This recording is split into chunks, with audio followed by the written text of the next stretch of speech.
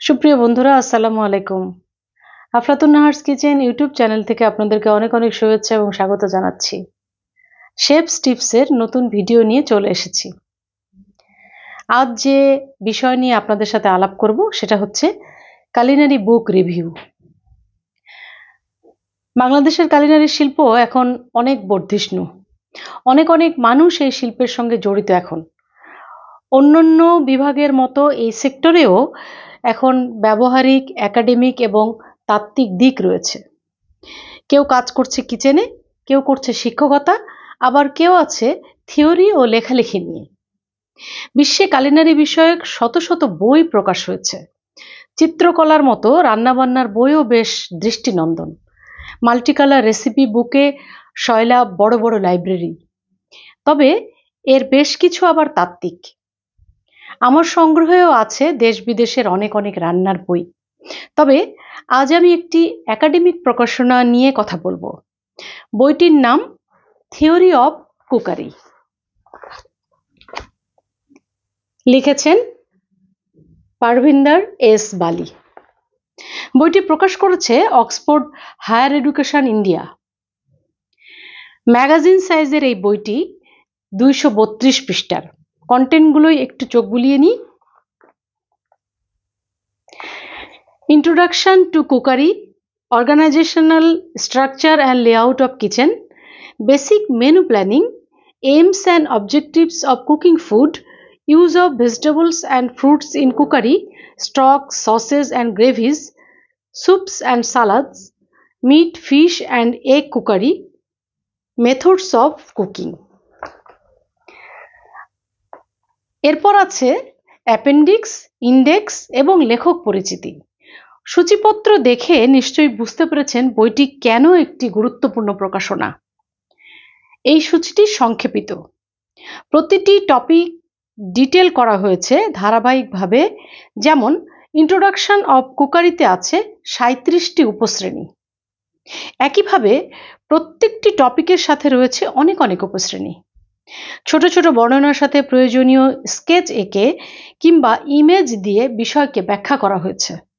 ফলে যে সকল শিক্ষার্থী ইংরেজিতে দুর্বল তারাও সহজে বিষয়ের গভীরে প্রবেশ করতে পারবেন।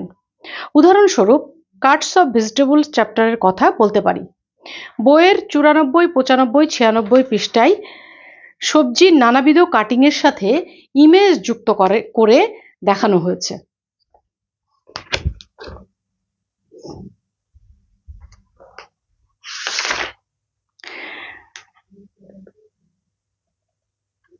ফলে পাঠক তথা শিক্ষার্থী সহজেই বিষয়টি উপলব্ধি করতে সক্ষম হবেন।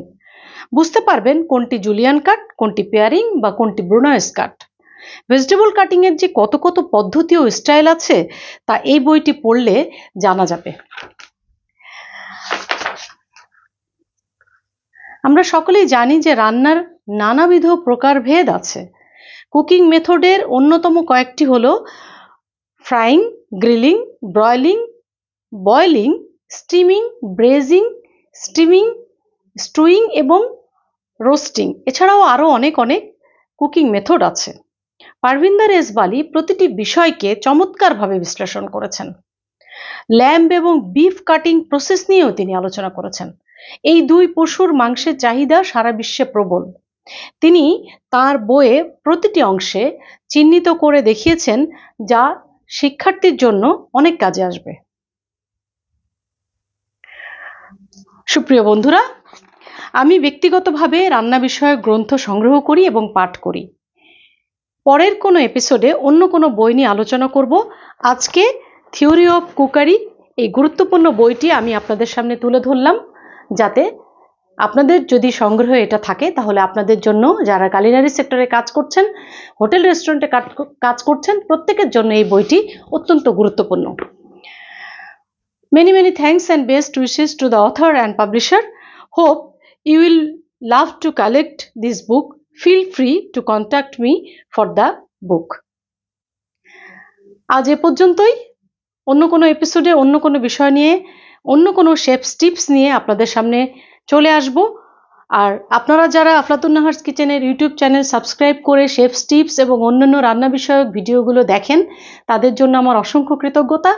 এবং যে পর্বগুলো যাচ্ছে সেই পর্বগুলোর দিকে আপনারা যেভাবে আমাকে রেসপন্স করছেন, সেজন্য আমি আন্তরিকভাবে কৃতজ্ঞ। আর যারা আমার চ্যানেলটি এখনো সাবস্ক্রাইব করেননি, তাদেরকে আমি অনুরোধ করব চ্যানেলটি সাবস্ক্রাইব করে আমার পাশে থাকবেন।